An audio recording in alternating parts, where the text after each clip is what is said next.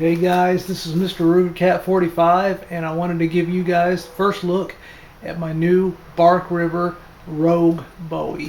It literally just came in the mail right now. I literally have the box right here. I just opened it and get ready to show it to you guys. So here goes.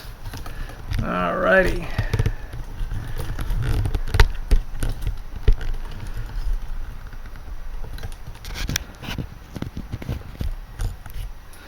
Sure, you guys know getting a new knife in the mail, it's kind of like Christmas morning, you know, every single time. There we go. Now I got this on eBay from DLT Trading, and they got some just killer deals on Bark Rivers. And this is the Bocote wood handle Rogue Bowie. This is going for I think $199.95 plus shipping and handling, which is like $7.95 for priority. And this was supposed to come Tuesday. I ordered it Tuesday, a couple of days ago, and it went out I think Wednesday possibly, and it was supposed to come next week Tuesday. It got here today on Friday, so that's how good their shipping is. Alrighty, this is the box that it came in. See what the retail price on that is with the MSRP, $319, which that's a really high price.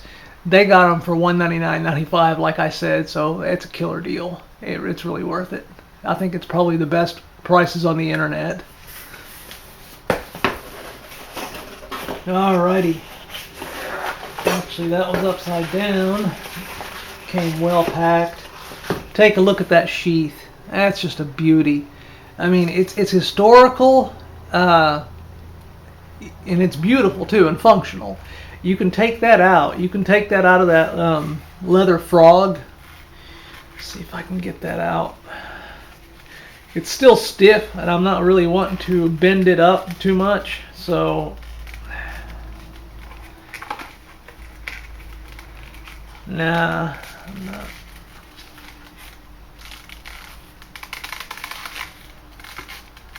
I know it will come out, but I'm not wanting to bend it up.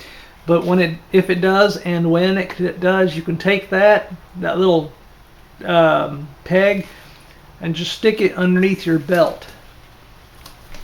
I'll show you.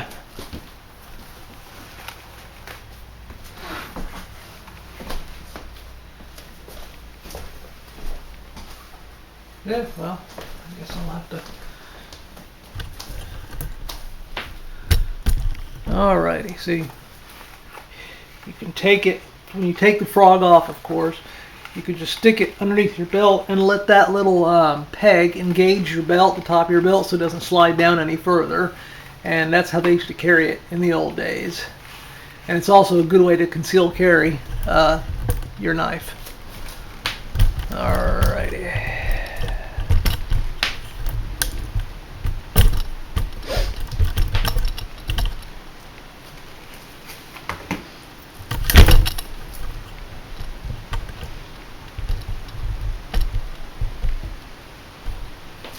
Having a little problem with the tripod here because it broke the other day and I had to fix it, and now it's all out of whack.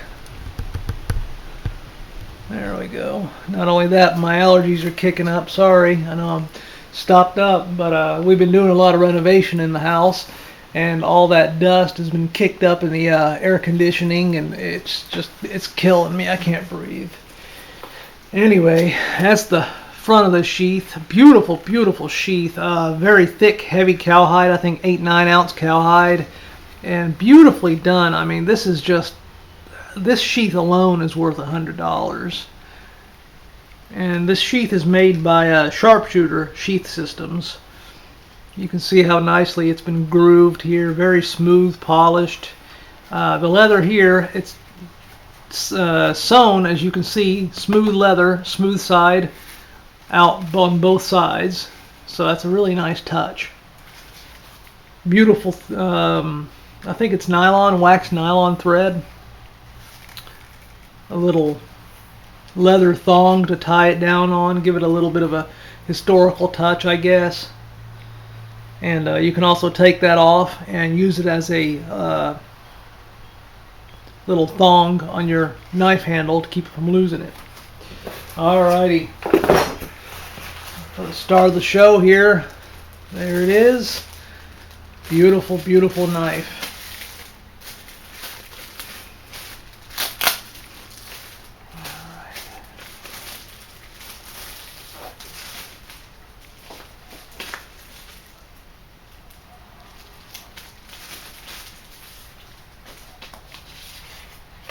Oh, take a look at that. That's a beauty. As you all know, I'm a nut for anything historical and anything Bowie's. You know, you all know that. I mean, I'm just crazy about Bowie knives. So this one, look at that.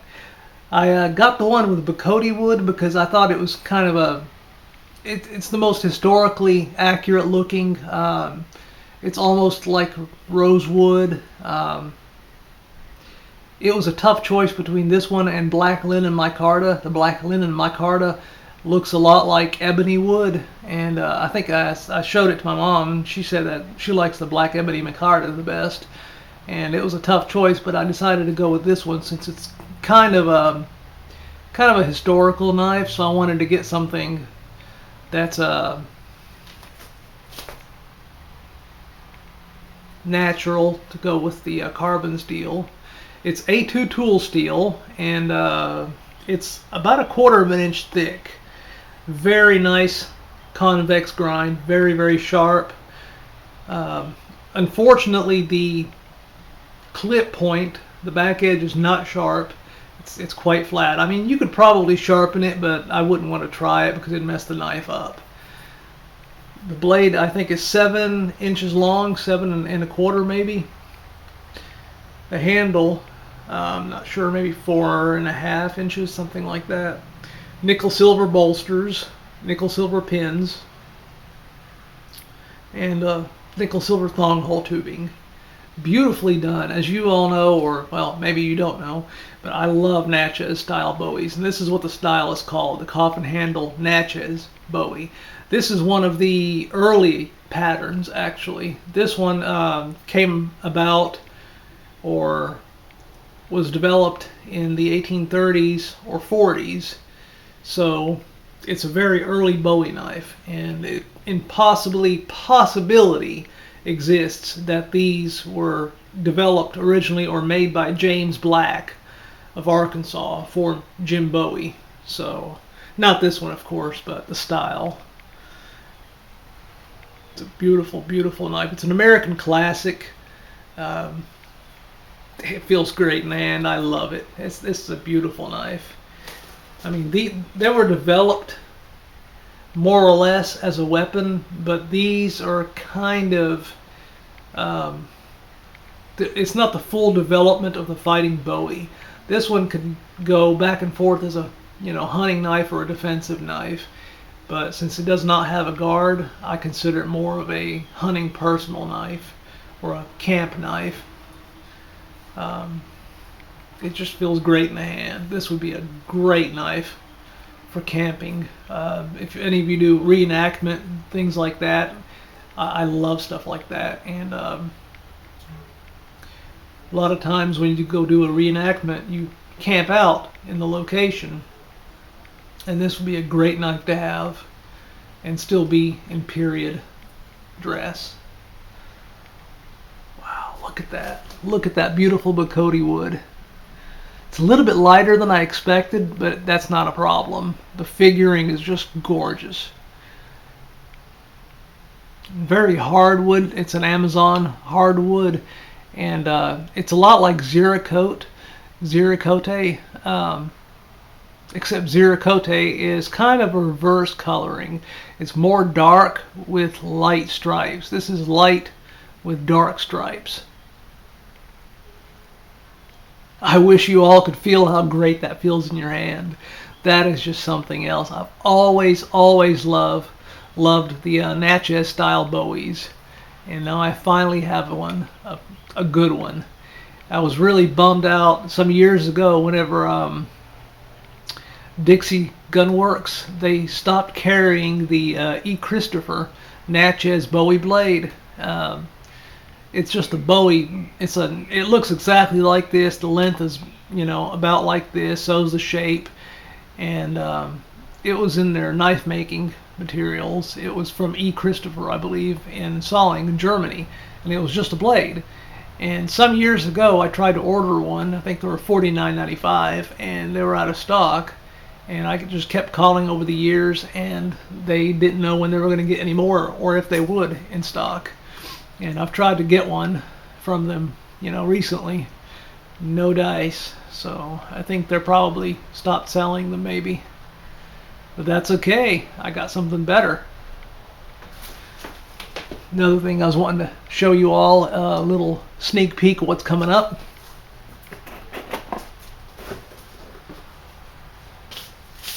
This is one of the few blades. I've got about 6 or 7 of these.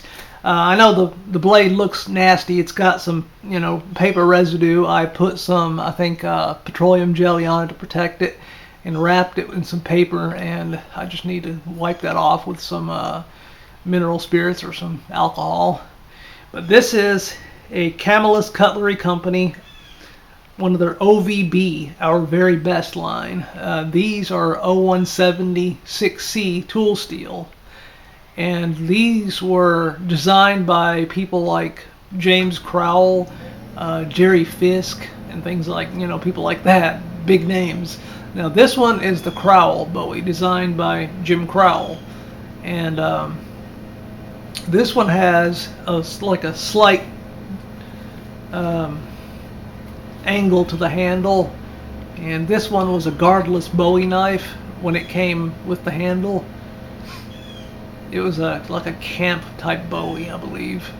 This one does not have the edge sharpened yet, but it's fully hardened and tempered. All it needs is a handle put on it, and this is what I'm working on whenever I get all the stuff out of the garage and my shop put back into order here. I'll be making a couple of these, and I'll be offering them for sale, hopefully, maybe on eBay.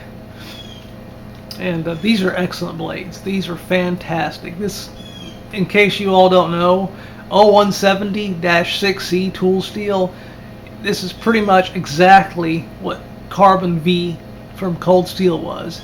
Carbon V was made by Camelus also, and Camelus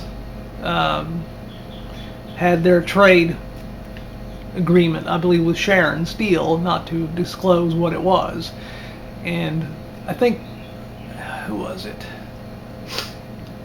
Wayne Goddard, back in the late 80s, had some of the Carbon 5 or Carbon V blades tested at a chemical analysis company, and it's in his book. One of Wayne Goddard's, I believe, I forget the name, but it's in there. I'll have to tell you a little bit later on. The analysis shows the chemical rundown of all the elements, and it matches 0170-6C tool steel exactly. So while Carbon V may have had or Cold Steel may have had Carbon V as a proprietary steel, and the heat treatment may have been a little different from these, it's the same exact tool steel, and the performance is more than likely pretty close to Carbon V. So that's another good thing. It's excellent steel. And this one I'm going to turn into a very classic looking Bowie knife. I'm going to put an S-shaped forged guard on it. Maybe, I'm not really sure what kind of a handle. I'm thinking stag, but I'm not really sure. Still in the works. Anyway, that's what's coming up. And something else that's coming up maybe a little bit sooner.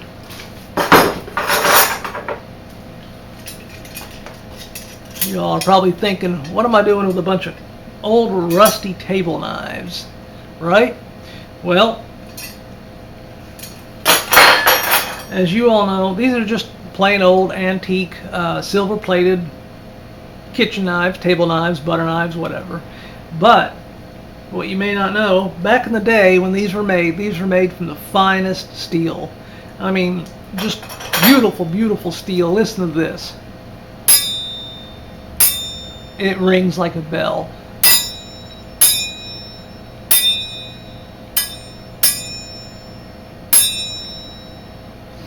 If you do that with steel and you can hear that ring, you know that's good steel. The better it is, usually the better it rings. And all these, they ring beautifully.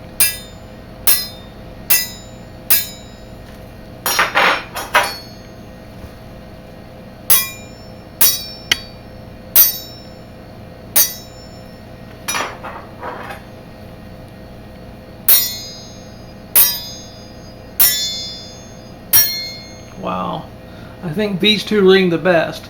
This one actually, the one with the grooved handle, is actually going to be my personal one. What I'm going to make out of these is something I call butter knife Bowies.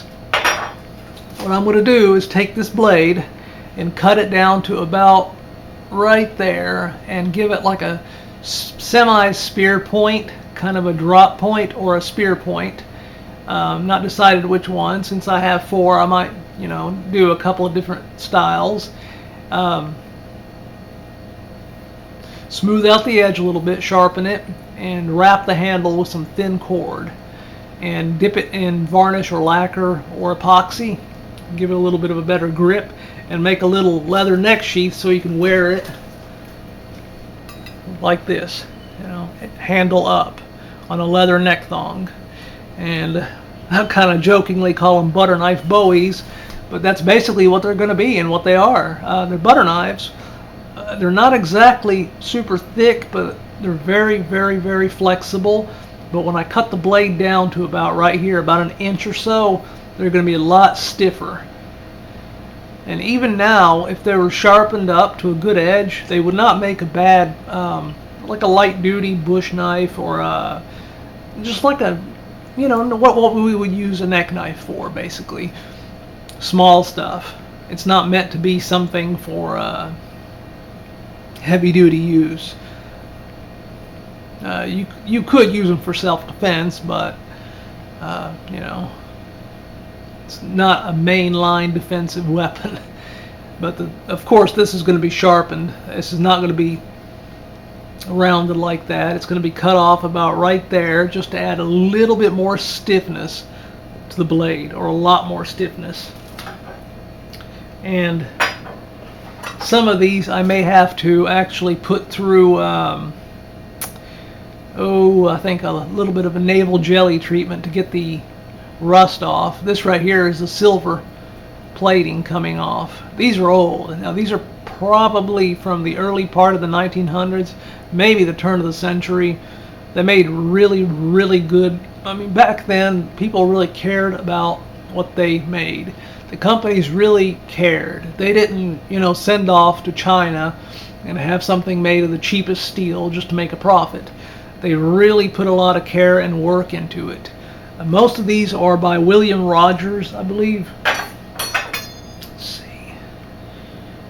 I believe it's William. It's Rogers Brothers, and warranted. That's what it says on these. And they made a lot of table knives and kitchen cutlery, but they really put a lot of work and good material into these. They're very well made. As you can see, the silver plating has held up pretty well for the last 7,500 years. You know, today's stainless steel table knives are a joke compared to these. These were actually made of steel that would give a run to the finest carbon steel today. And they were tempered a little bit more flexible, but that's not a bad thing. It'll sharpen up easy. So these are very well made. This one is a little rough looking, very rusted, so it'll have to be put through a little bit of a naval jelly treatment. But what that's going to do is just take the active rust off, and the pitting will remain, and it'll give it a little bit of an antique look. And when I wrap the handle with cord, it'll give it a little bit of a better grip. So that's what's coming up, folks. And I've not decided what I'm gonna. I guess I'm gonna sell them on eBay probably. Not decided how much. I guess it depends. Probably gonna end up keeping one for myself. So I'll give you all another look at the Rogue Bowie here. Man, what a beauty. So thanks for looking, and this is Mr. Rude Cat 45, and you all have a good day.